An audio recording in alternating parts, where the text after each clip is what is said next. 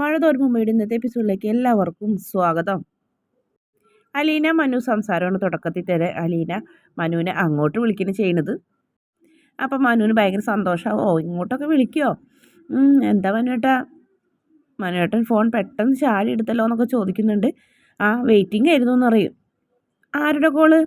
എൻ്റെ കമ്പനിയിലൊരു സുന്ദരി പെണ്ണ് വിളിക്കാമെന്ന് പറഞ്ഞിട്ടുണ്ടായിരുന്നു, അതിന് വെയിറ്റ് ചെയ്യായിരുന്നു എന്ന് പറയും. ഓഹോ, എന്തിനാ വെയിറ്റ് ചെയ്യണേ? അപ്പോൾ അങ്ങോട്ട് വിളിക്കായിരുന്നില്ലേ?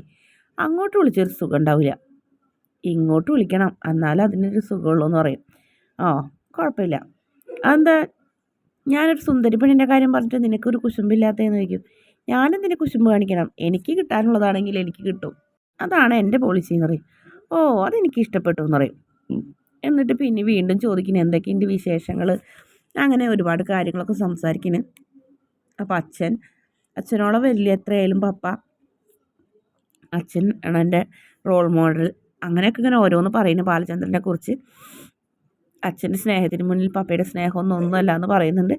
എന്നാലും മനു പറയുന്നുണ്ട്, എന്നാലും നീ ഇപ്പം റിട്ടയർഡ് കേണൽ സ്റ്റാലി ജോസഫിൻ്റെ മകളാണ്, അതിലൊരു അഭിമാനം ഇല്ലേ നിനക്കെന്ന് ചോദിക്കുമ്പോൾ അതുണ്ട് മനുവേട്ട, അങ്ങനെ ഒരു അഭിമാനം എനിക്കുണ്ട് എന്നൊക്കെ പറയുന്നുണ്ട്.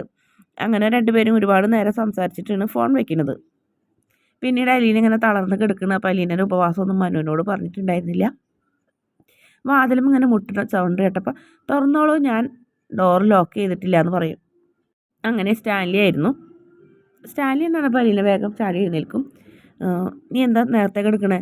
ഇവിടെ ഭക്ഷണം കഴിക്കാറായിട്ടില്ലല്ലോ എന്ന് പറയും. ഞാൻ കിടന്ന് ഉറങ്ങാമെന്ന് വിചാരിച്ചിട്ടാണ്, ഉറങ്ങാൻ തീരുമാനിച്ചതായിരുന്നു അറിയും.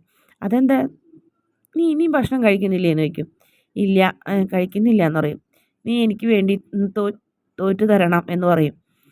ഇന്നൊരു ദിവസം നീ എൻ്റെ കൂടെ വരണം, ഭക്ഷണം കഴിക്കണം എന്ന് പറയുന്നു. അപ്പോൾ നമ്മുടെ അലീന പറയും, ശരി ഇന്നൊരു ദിവസത്തേക്ക് ഞാൻ പപ്പയ്ക്ക് വേണ്ടി തോറ്റു തരാം.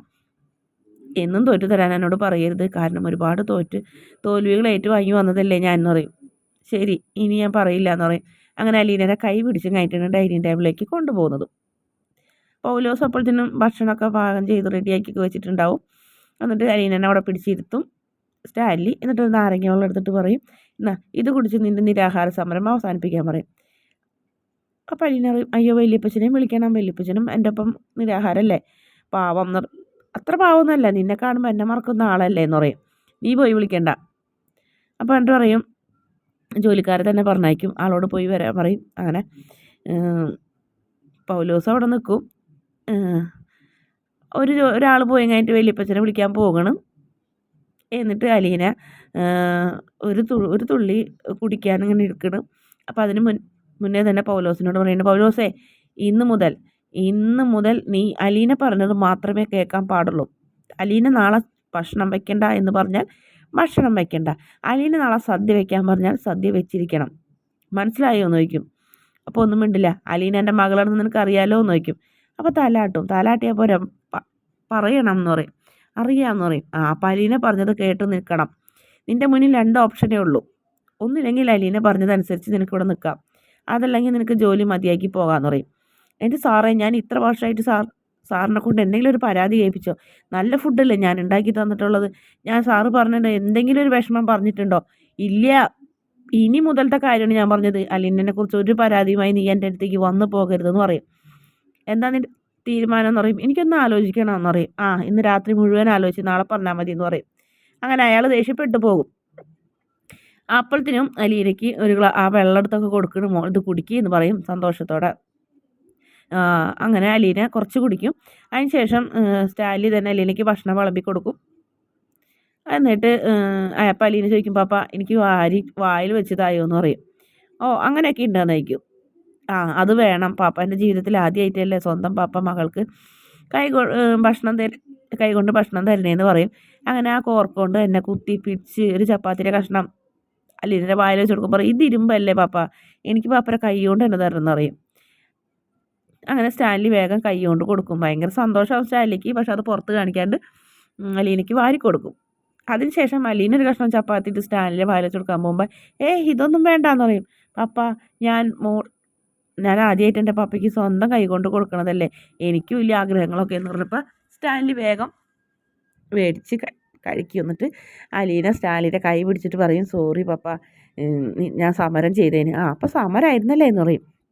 അതെ, സമരം തന്നെ ആയിരുന്നു എന്ന് പറയും. എന്നാലും പപ്പ എനിക്ക് ഭക്ഷണമൊക്കെ വാരി തന്നില്ലേ, സോറി പപ്പ എന്ന് പറയുമ്പോൾ സാരില്ല കഴിക്കുമെന്ന് പറഞ്ഞു സന്തോഷത്തോടെ. അപ്പോൾ ഇതിന് പറഞ്ഞു, ഞാൻ വല്യപ്പച്ചനെ പോയി വിളിച്ചിട്ട് വരാം പ്ലീസ് പപ്പ എന്ന് പറയും. ശരി എന്ന് പറയും. അങ്ങനെ അലീന ഓടും മുകളിലേക്ക്. അവിടെ ചെല്ലുമ്പോൾ വല്യപ്പച്ചൻ ചോറ് ഭക്ഷണം കഴിക്കാനാ, നമ്മൾ നിരാഹാരമല്ലേ മോളെ, അതൊക്കെ സഹിച്ചു എന്ന് പറയും. സാക്ഷാൽ സ്റ്റാൻലി പപ്പ തന്നെ വന്ന് പൗലോസിനോട് പറഞ്ഞ് നാളെ മുതൽ നീ അലീന പറഞ്ഞത് മാത്രമേ അനുസരിക്കാവൂ, അലീന എന്ത് പറയണോ അത് കേൾക്കണമെന്ന് പറഞ്ഞു. ആണോ, ഇതെന്തും പറയുമായ അതൊന്നറിയില്ല, നമ്മൾ പട്ടിണി കിടന്നായിരുന്നു. വാ വല്യപ്പച്ചന് ഭക്ഷണം കഴിക്കണ്ടേ.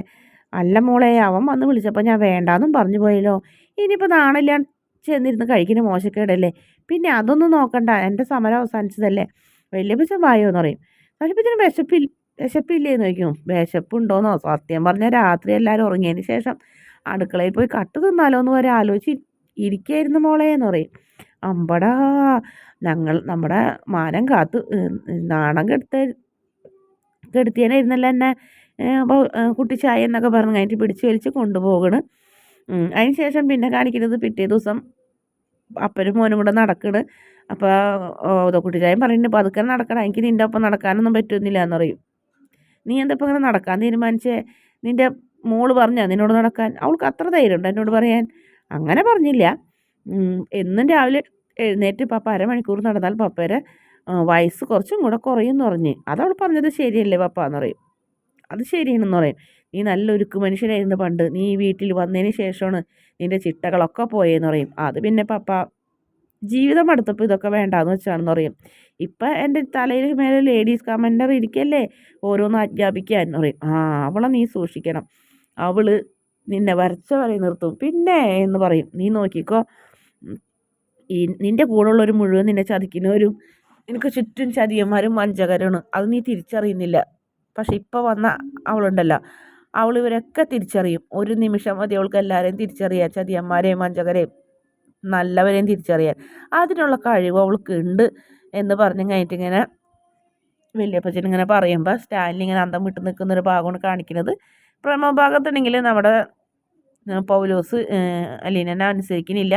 വീണ്ടും യുദ്ധം തന്നെയാണ് അടുക്കളയിൽ. അപ്പോൾ അലീന പറയുന്നുണ്ട് 3 ദിവസം സമയം കൂടെ തരും, ഈ സ്വഭാവമാണെങ്കിൽ പെട്ടിയും കിടക്കൊക്കെ എടുത്തു വെച്ചോ, ഒറ്റ വാക്കേ ഞാൻ പറയുള്ളൂ, ഗുഡ് ബൈ എന്നല്ല പറയുക, ഗെറ്റ് ഔട്ട് എന്നാണ് പറയുക. അതുകൊണ്ട് 3 ദിവസം കൂടി ഞാൻ ക്ഷമിക്കും എന്ന് പറയുന്നുണ്ട്. അപ്പോൾ ബൈജുവിനോട് പറയുന്നുണ്ട് പൗലോസ്, എനിക്ക് ആ പെണ്ണിൻ്റെ ആട്ടും തൂപ്പും കേട്ട് ഇവിടെ നിൽക്കാൻ പറ്റില്ല, ഞാനിവിടുന്ന് പോകണ്. നീയല്ലേ പറഞ്ഞത് അവളെ പറത്താൻ ആൾക്കാരെ കൊണ്ടുവരുന്ന പറഞ്ഞിട്ട് ഇത്രയും നേരമായിട്ട് ആരും വന്നില്ലല്ലോ എന്നൊക്കെ പറഞ്ഞു കഴിഞ്ഞിട്ട് നിൽക്കണ്. അപ്പോൾ അവിടേക്ക് അലീന ഇങ്ങനെ വരുന്നുണ്ട്. വന്നിട്ട് ഇങ്ങനെ പൗലോസിനെ കണ്ണ് തുറപ്പിച്ച് നോക്കുന്നതോടെയാണ് പ്രൊമോയുടെ അവസാന ഭാഗം. വീഡിയോ ഇഷ്ടപ്പെടുകയാണെങ്കിൽ ചാനൽ ഒന്ന് സബ്സ്ക്രൈബ് ചെയ്ത് സപ്പോർട്ട് ചെയ്യണേ.